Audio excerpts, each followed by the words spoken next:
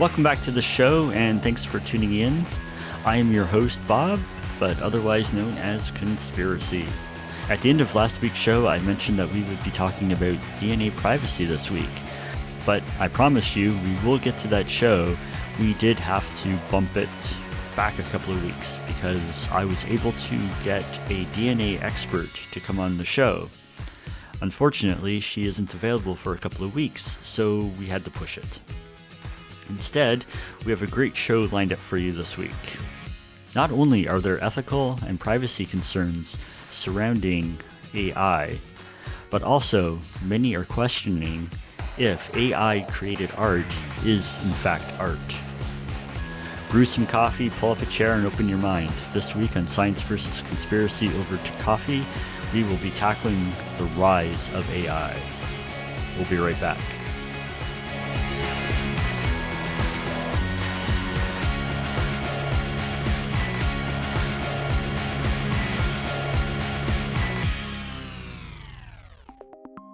Even before we could easily manipulate images with computers, we had fake photographs.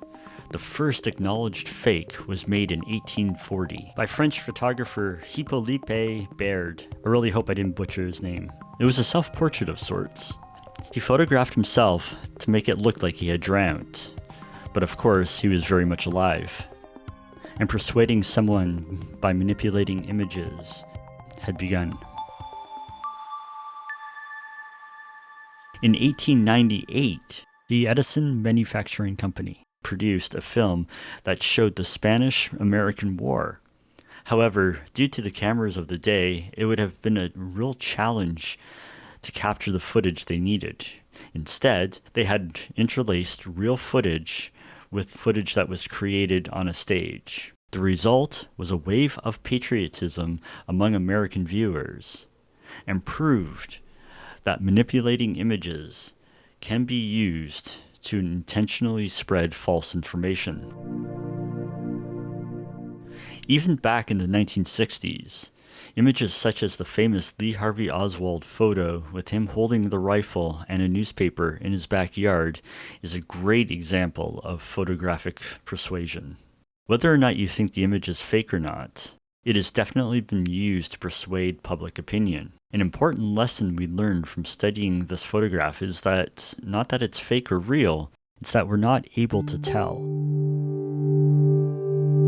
Up until recently, photo alteration has been left to those who are masters in the darkroom, manipulating images by hand. That all changed in 1988 when Thomas and John Knoll sold their distribution license of their photo editing software to Adobe Systems. Photoshop soon became a standard in computer photo editing. It opened a whole new world for photographers, designers, and spawned an entirely new form of art: digital or computer art. As the technology evolved, so did the uses for manipulating imagery. And over the last several years, especially when President Trump was in office, we heard a lot of rhetoric about fake news and how social media was allowing fake news to flourish on their platforms. The mainstream media and American Democrats made it seem as though fake news was a new concept. News and images had never been used to manipulate and persuade, but as I just mentioned, manipulating images to suit an agenda is nothing new. What is new is that it has become increasingly difficult to determine fact from fiction.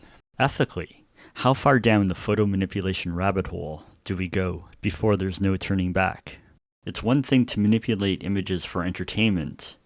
In fact, that's the whole point of entertainment, to be able to step outside reality and be transported to a world that doesn't exist and feel like you're fully immersed in it. But it's a slippery slope when you apply that level of manipulation to the news or government propaganda. Is it okay to use a green screen in order to transport a news anchor to a remote location? Or to put multiple people together in a fake environment? When does it become fake news? Now, with the ever-increasing level of sophistication that deepfakes can provide, how do we know what we are really seeing is real? For those of you who might not be familiar with the term deepfake, here's what the Oxford Dictionary says. A video of a person in which their appearance has been digitally altered so that they look like somebody else. I remember back in 1984 when Forrest Gump was released. One of the main technical achievements of the film was that the special effects team was able to insert the main character, Forrest Gump, into many of the 20th century's biggest moments. It looked very convincing for the time in which it was made. At the other end of the manipulation spectrum, we have AI-powered audio and text-based chatbots that are able to have natural-sounding conversations. However, before we got to that level of sophistication, we had an incident in 2016 when Twitter taught Microsoft's AI chatbot Tay to become a racist in less than 24 hours. One of the more mainstream uses of AI is generating content for websites, news articles, and pretty much anything that needs text written. There are companies that have created software that will generate an entire unique website along with images and text that is indistinguishable from a human-built website in under a minute. The next generation AI is creating photorealistic images and video of real people or having the software generate images of people who do not even exist. This is where the technology becomes really scary. Match the photorealistic images with technologies like Microsoft's Val-E natural speech synthesizer that only requires a 3-second speech sample to simulate any voice. With this level of technology, anyone can be the puppet master, creating images and video of people doing and saying anything they like to suit their needs, to suit their agenda. And it has hugely scary ramifications. And this brings me to privacy. For years, we have known that tech companies have been collecting our data and repurposing it to suggest products based on our interests for online shopping, personalized search results, and a whole other laundry list of other uses. In a lot of the situations, we give companies such as Facebook, Twitter, Google our information willingly. We trade our personal information in exchange for using their services for free. There is a darker side to companies having your personal information. Who owns your personal information? Your personal information might change hands several times. It's not uncommon for companies to be bought out by larger corporations. Perhaps, when you provided the information to a specific company, you were comfortable doing this. Unfortunately, 2 acquisitions and a merger later, your personal information might be in possession of a company that you'd rather not have access to that information. But at that point, it's too late. Once they have your information, that information is stored on a server someplace. Corporate networks are only as secure as the people programming them, and data breaches have become a huge problem. Some of the biggest data breaches in history came in the last 25 years. In 2013, hackers breached Yahoo, leaking 3 billion accounts. Then again in 2016, state-sponsored actors stole another 500 million records from Yahoo.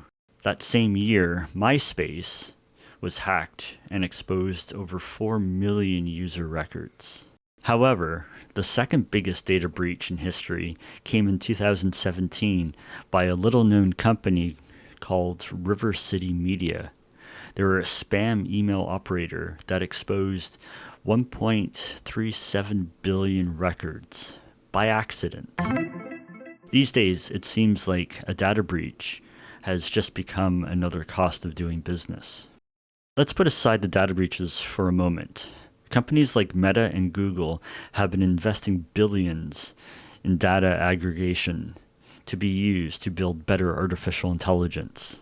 This is where projects like OpenAI, which is the creator of DALL-E, and other companies like Midjourney come in. These AI technologies use natural language prompts by its users to generate photorealistic images. On the Midjourney website, it states that it's a self-funded project. That sounds great until you look at who is on their advisory committees. Jim Keller, who works for Apple and the lead Silicon developer. Max Sills, who works for Google in the legal counsel.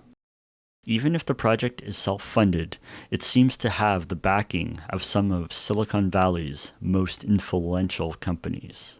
It gets worse with DALL-E and OpenAI. In 2019, Microsoft invested $1 billion to the program, and another $10 billion so far in 2023. Elon Musk was also an early investor and board member. However, he has stepped down from that role but remains an investor. Another one of the corporate investors is Coslaw Ventures. This is significant because they have ties to the CIA and the deep state. In 2010, former British Prime Minister Tony Blair joined Coslaw as a special advisor, and in 2012, Rice Headley Gates formed the partnership with Coslaw. This firm is headed by former Secretary of State Condoleezza Rice, former Secretary of Defense Robert Gates, and former State Department official Anya Manuel. So to bring this all together, we have companies being funded and backed by the richest, most powerful people in the world, people who would like to stay on top. They already have our information and have been targeting us online for a long time. We've seen Hollywood bring Princess Leia and Grand Moff Tarkin in Rogue One's A Star Wars Story back to life. So who's to say that some of the footage we see of the president isn't just an actor playing the part of the president with a voice synthesizer using a deepfake technique or a full 3D model to complete the lie? Or maybe images from war zones have been manipulated or even fully computer generated. Do you remember the movie Wag the Dog with Dustin Hoffman and Robert De Niro? The movie focused around a fake war that was created as a distraction for an even worse political scandal. The movie came out in 1997, but it talks about many of the concerns that I've talked about today. And of course, we can't talk about government propaganda and manipulation without mentioning George Orwell's masterpiece, 1984. So if the line is blurring between fact and fiction, can AI be considered art? There's been much debate about this lately.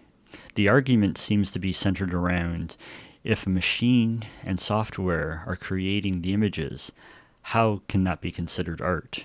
I think, and this is coming from an art background and a 25-year career in commercial art, to me, there is no difference between AI-generated art and using a paintbrush. At the most basic level, using AI is just another artist's tool they have to create art. Sure, anyone can download an app or sign up for an account with any one of the many AI-generated art tools. Does this make them an artist? No.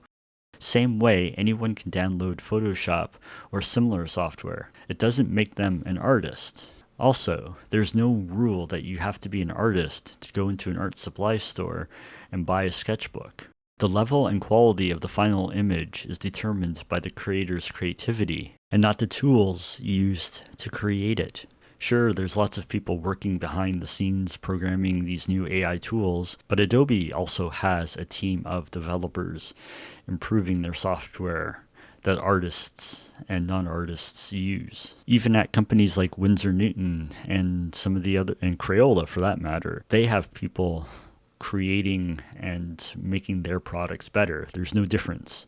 It's the creativity that's behind the artwork. It doesn't matter the tool. So I'll pass the discussion over to you. What do you think? Does using AI make it easier for governments and corporations to manipulate the public? What do you guys think? Let me know in the comments.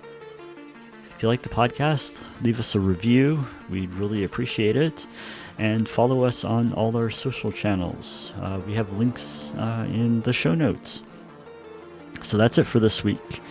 And remember, being paranoid is smart. We'll see you next time. This week's episode of Science vs. Conspiracy Over Coffee was produced by Lethologica. Research and writing was done by Bob Homer and Jennifer Timer.